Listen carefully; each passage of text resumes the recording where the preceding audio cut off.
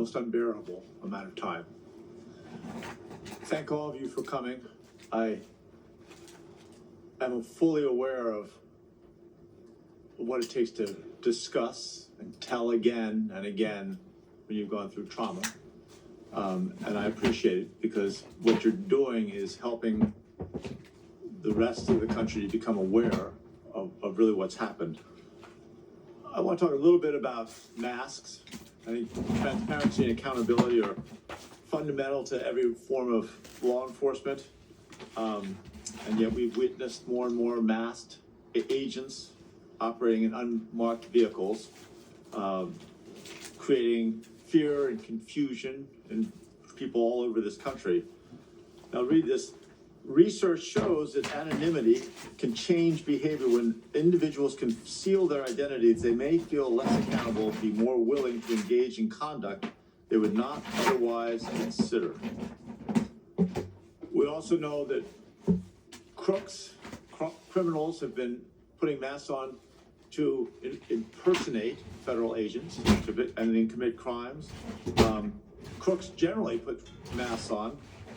I guess the question, and Mr. Stoughton, I'd ask this of you: how does allowing ICE officers to wear masks, how does that affect law enforcement to distinguish between legitimate operations and group of armed impersonators? And what are the consequences of this policy in terms of public trust, core of how we keep our communities safe? Anonymizing law enforcement dramatically reduces public trust. When law enforcement agents act at the local, state, or federal level, they act with public authority. That is, they are policing in my name and they are policing in your name. And that should mean that we, as the public, have the right to know who is doing what in our name. When we don't have that, it undermines accountability and it dramatically hurts public trust. It also creates tremendous confusion for the individuals who are interacting with anonymous agents who may not know who they are interacting with. There are now at least a dozen or more stories of individuals who, upon being confronted with ICE or Customs and Border Protection agents, called the police because they did not know who they were being confronted with. These masked, armed individuals who are aggressively approaching them. There is nothing to clearly distinguish that kind of enforcement operation from a criminal kidnapping or carjacking without clear identification.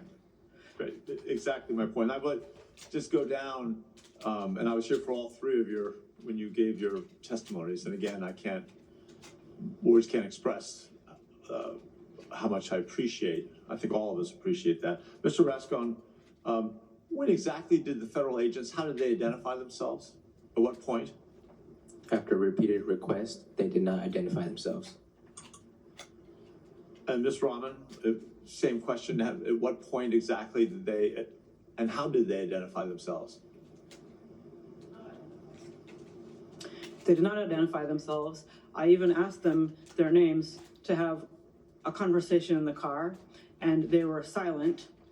And Representative Lee has already talked to us about the history in America of masked men taking it upon themselves to do things to people of color. And I don't even come from a family where that has happened for generations by masked men.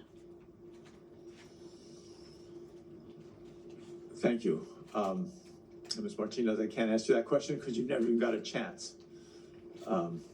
Anyway, I've got more questions, but I appreciate what you've all done to be here, and I think it is more powerful than you can possibly imagine. So again, thank you each. Thank you all. I yield back to the chair.